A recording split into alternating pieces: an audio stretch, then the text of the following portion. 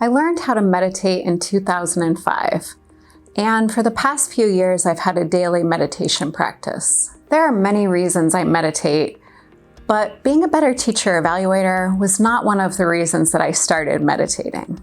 But as I've deepened my meditation practice, I've seen many positive impacts on my work as a teacher evaluator. So in today's video, I will share some of the specific ways that meditation has helped me be a better teacher evaluator. Welcome to my channel for leaders who want to lead with love and love to lead.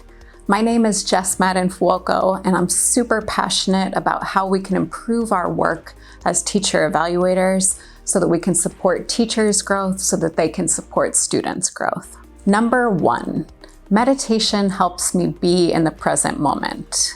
Sometimes when we're stressed, we can be consumed by our own anxious thoughts. Then maybe we're observing in a class, and instead of really listening to what students are saying or reading students' work, we could be lost in our own thoughts. Meditation has been really helpful to me in my work to be really present and attentive when I'm in classrooms.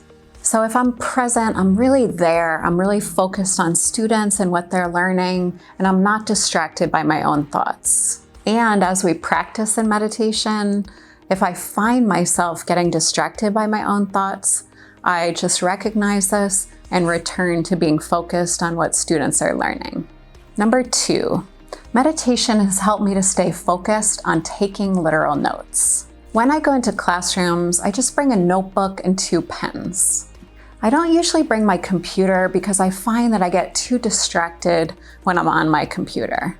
So when I'm sitting in a class with my notebook, I try to write only literal notes and not my thoughts or judgments. I remember back in 2012 when we were developing trainings for evaluators in Boston, and BPS worked with a company who said that if we write down our thoughts and our judgments while we're observing a class, what can happen is that those judgments can affect what we see after that.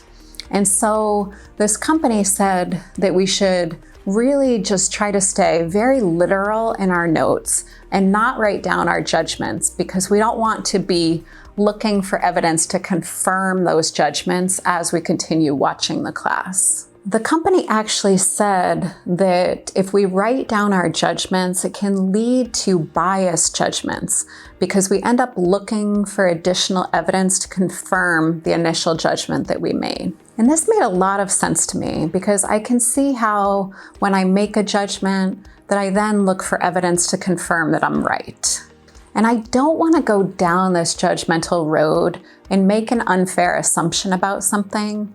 And meditation has been so helpful to me in slowing down my thoughts and just being aware of my thoughts. So when a judgmental thought comes up, I just recognize it and then return my focus to writing literal notes.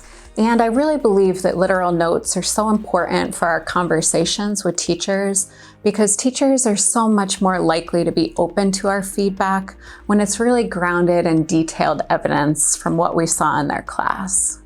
I also find that this really keeps me open to seeing whatever is truly happening in the classroom instead of what I think is happening. Number 3, meditation helps me pause and process my emotions before acting.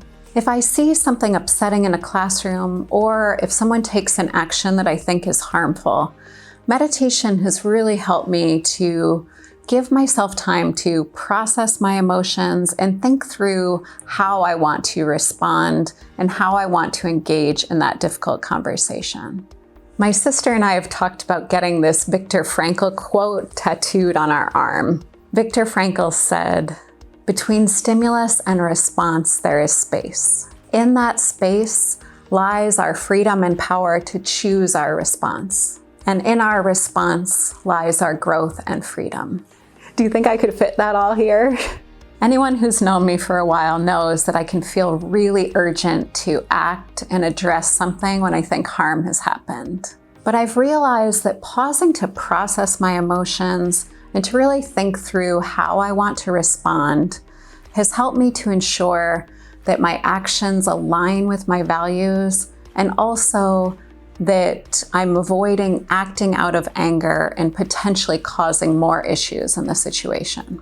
Meditation has been extraordinarily helpful to me in this, in giving me time to pause, to process my emotions, to allow myself to feel them, and then to think about how I want to engage with the teacher in the conversation. Do you meditate? Have you also found that it helps you be a better teacher evaluator? Thank you so much for watching my video. I'm hoping that the video is helpful to you, and if it was, I would love for you to share it with any of your leader or teacher evaluator friends. And if you're interested in teacher evaluation, I have lots of other videos on my channel about this topic. And please share this video with all your leader and teacher evaluator friends, because my mission with this channel is to support leaders' growth so that they can support teachers' growth, so that they can support our students' growth. And remember, if you lead with love, you will love to lead.